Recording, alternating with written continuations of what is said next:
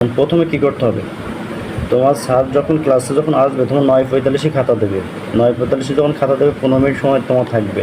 ওই 15 মিনিটে একদম নির্ভুলভাবে সুন্দরভাবে আমি খাতায় কী লিখবো, টিক কোনটা দেবো না দেবো এই চিন্তা বাদ দিয়ে কী করতে হবে, তোমাকে প্রথমে আগে রোল নাম্বারটা দেখতে হবে। রোল নাম্বারটা তোমার সুন্দরভাবে বসাতে হবে, বসাই সেগুলো সুন্দরভাবে একটা কালো পেন দিয়ে কী করতে হবে, কালো কালি দিয়ে বৃত্তটা সুন্দরভাবে ভরাট করতে হবে।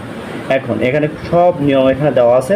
এখন এইটা দেওয়ার পর তোমাকে কী করতে হবে, প্রথমে রোল নাম্বারটা সুন্দর করে পূরণ করতে হবে, তারপরে রেজিস্ট্রেশন নাম্বারটা পূরণ করতে হবে। এই রোল নাম্বার রেজিস্ট্রেশন নাম্বার যদি ভুল যায় তাহলে কিন্তু পরীক্ষা ফেল আসবে।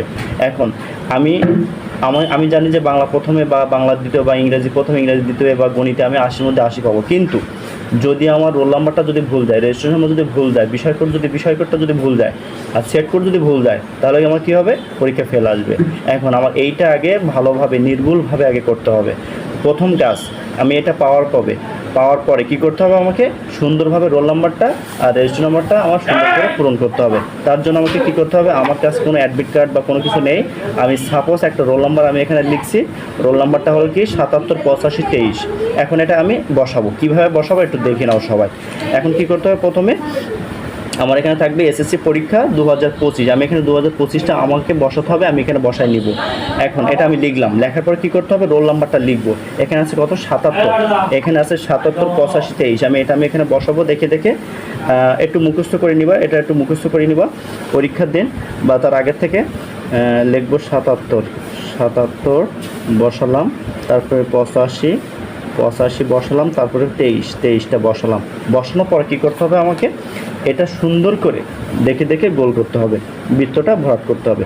এখানে আছে 7টা আমার কিন্তু ইংরেজিতে লিখতে হবে। আমি আবারও বলতেছি, রোল নাম্বার রেজিস্ট্রেশন নাম্বার ইংরেজিতে লিখতে হবে। তাহলে আমি 7টা এখানে সুন্দর করে 7টা দেখে আমি এখানে একটা ফোঁটা দিয়ে নিলাম। এখানে আছে 7টা দেখে ফোঁটা দিয়ে নিলাম। 8 আছে, 8টা দেখে এখানে ফোঁটা দিয়ে নিলাম। এখানে আছে 5, এই 5 সোজা এই 5-এর এখানে ফোঁটা দিয়ে নিলাম। এখানে আছে 2, এখানে 2-র এখানে ফোঁটা দিয়ে নিলাম। এখানে আছে 3-এর এখানে ফোঁটা দিয়ে নিলাম। নেওয়ার পরে কী করব, এই ফোঁটা বরাবর আমি আস্তে আস্তে সুন্দর করে গোল করে নেব, তাহলে আমার ভুল যাবে না। এখন এইভাবে আমি সুন্দর করে আমি বৃত্তটা সুন্দর করে ভরাট করে নিলাম। এটাও সেমভাবে কী করব,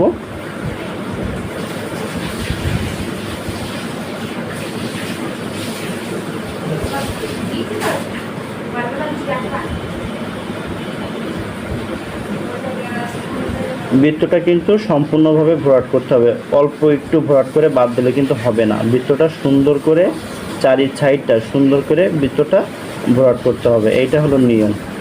আচ্ছা, তারপরে কি করতে হবে,